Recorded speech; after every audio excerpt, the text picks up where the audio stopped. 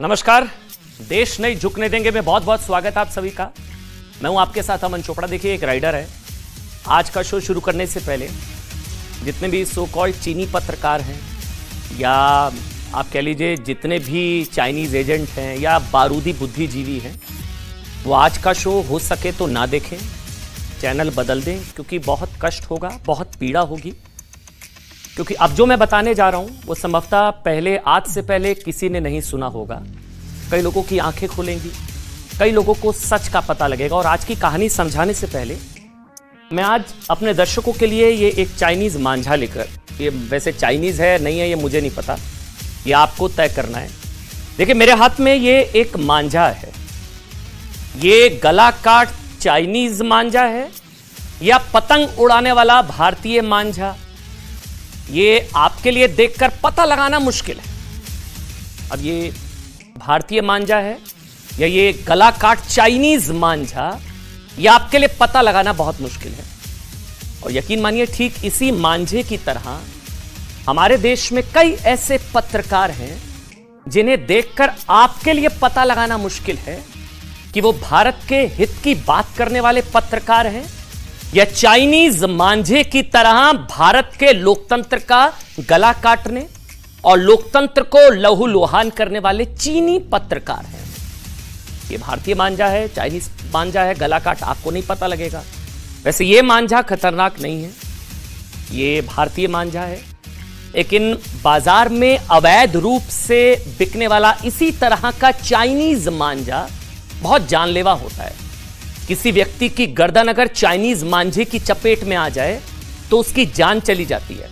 समझिएगा मैं जो समझा रहा हूं आराम से।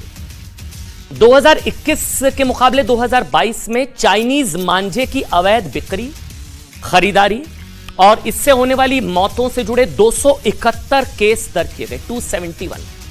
ये 2021 की तुलना में 18 गुना ज्यादा थे।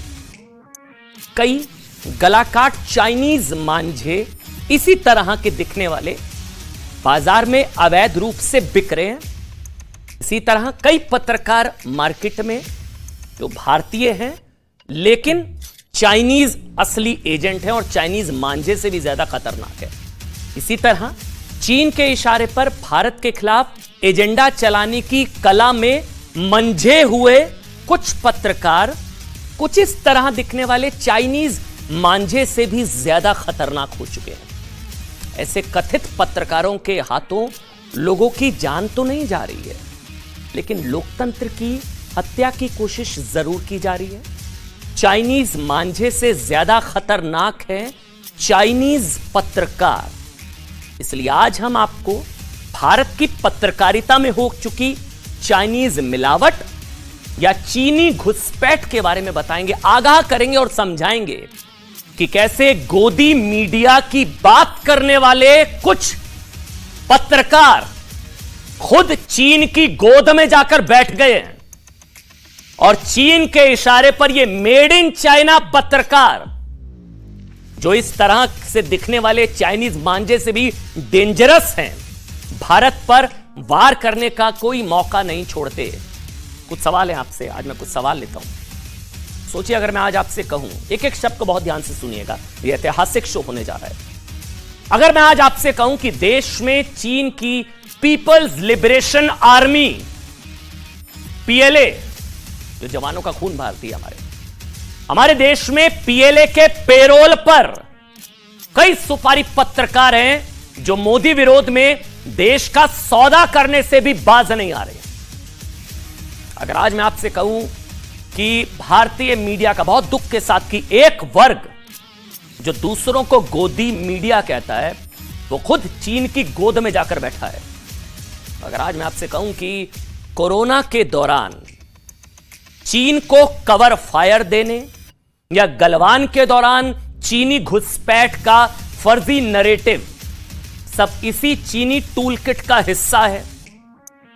चलिए, अगर मैं आज आपसे कहूं कि भारत के कुछ असली गोदी चीनी पत्रकार या सुपारी पत्रकार चीन से पैसा लेकर भारत के लोकतंत्र की, भारत की संप्रभुता की, भारत की एकता की, अखंडता की सुपारी ले रहे हैं। अगर मैं आपसे कहूं कि भारत के विरुद्ध चीन के अघोषित सूचना युद्ध या इंफॉर्मेशन वॉरफेयर में भारत के कई चाइनीज जयचंद शामिल हैं। जयचंद, तो हो सकता है आपको इस पर यकीन ना हो, लेकिन हो ही नहीं सकता ये सब। आप कहेंगे नहीं, ये जो चाइनीज मांझा है नहीं है चाइनीज, लेकिन चाइनीज मांझे जैसे दिखता है। इससे भी डेंजरस हमारी सोसाइटी में कुछ पत्रकार हैं, ये तो गला काटता है, गला काट चाइनीज मांझे इस तरह के। ये नहीं है चाइनीज मांझा, वो तो बैन है, लेकिन ये लोग भी लोकतंत्र का गला काटने के काम की कोशिश कर रहे हैं। आपको हैरानगी होगी, नहीं ऐसा हो नहीं सकता है ना, इम्पॉसिबल है, क्या बोल रहा है भैया मन। लेकिन विदेशी हाथों में खेलने वाले कुछ चाइनीज जयचंदों की पोल उस विदेशी पत्रिका ने खोली है जिसकी सच्चाई की ये लोग कसमें खाते थे। ऐसे ही पत्रकारों पर एक बहुत बड़ा खुलासा अमेरिका के मशहूर अखबार द न्यूयॉर्क टाइम्स ने किया। सब हैरान हो गए हैं इस खुलासे से, हर एक की आंखें फटी की फटी रह गई हैं। वही द न्यूयॉर्क टाइम्स जिसकी कस्में भारत के कई कुछ बारूदी बुद्धिजीवी और पत्रकार टर्न्ड यूट्यूबर्स खाते हैं। जब जब द न्यूयॉर्क टाइम्स में भारत या भारत आपके भारत, हमारे भारत और हमारे प्रधानमंत्री की आलोचना में कोई लेख छपता है ना, तो कूदते हैं लोग। ये तमाम लोग उसकी प्रतियां हाथ में लेकर लहराकर उसकी कस्में खाते हैं ना। आज उसी न्यूयॉर्क टाइम्स ने इनकी पोल खोल दी। आप क्या कहेंगे? कहते हैं देख लो, अब तो न्यूयॉर्क टाइम्स कह रहा है यही है सरकार की सच्चाई, देख लो देश के विकास की सच्चाई, देख लो भाईचारे की सच्चाई। न्यूयॉर्क टाइम्स कह रहा है भाई, देख लो दुनिया के सबसे बड़े लोकतंत्र के प्रधानमंत्री की सच्चाई, कहते हैं ना यही। इसलिए आज ये लोग उसी न्यूयॉर्क टाइम्स को हाथ में लेकर कसम खाएं कि हमारा शो देखने के बाद मेड इन चाइना पत्रकारिता के समस्या के स्थायी समाधान का कोई विरोध नहीं करेंगे, क्योंकि जो बातें हम आपके सामने रखने वाले हैं वो हम नहीं, खुद उन सबको सच्ची पत्रकारिता की प्रेरणा देने वाले न्यूयॉर्क टाइम्स ने छपी है। शुरुआत करते हैं, चलिए। इसी महीने की 5 तारीख को 4 खोजी पत्रकारों की एक रिपोर्ट न्यूयॉर्क टाइम्स में प्रकाशित हुई। शीर्षक था, बहुत आराम से समझिएगा, आराम से समझाऊंगा, थोड़ी टेक्निकल डिटेल्स है, आराम से। शीर्षक था a global web of Chinese propaganda leads to US tech mogul, यानी कि चीन के प्रोपेगेंडा का एक ऐसा वैश्विक जाल, चीनी प्रोपेगेंडा का, जिसके तार अमेरिका के एक बड़े टेक्नोलॉजी व्यापारी से जुड़ते हैं। आराम से समझिए। इस श्रीलंकाई मूल के अमेरिकी उद्योगपति का नाम है Neville Roy Singham.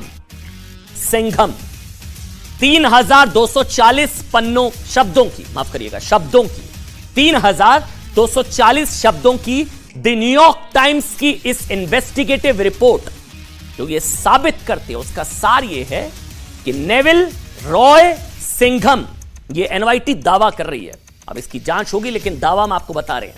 Neville Roy Singham चीन की कम्युनिस्ट पार्टी के बहुत करीबी हैं। वो भारत से लेकर अमेरिका और अफ्रीका से लेकर ब्राजील तक में ऐसे मीडिया संस्थानों को फंड करते हैं जिनके जरिए उन देशों में चीन का प्रोपेगेंडा चलाया जाता है। मतलब ना खाता ना भाई, जो चीन कह दे वही सही। कुल मिलाकर चीनी फंड से जिनपिंग का प्रोपेगेंडा चलाया जा रहा है। यहां तक आप समझ गए? इनका नाम मैं आपको बता दिया। अब ये ग्राफिक्स देखिएगा आराम से।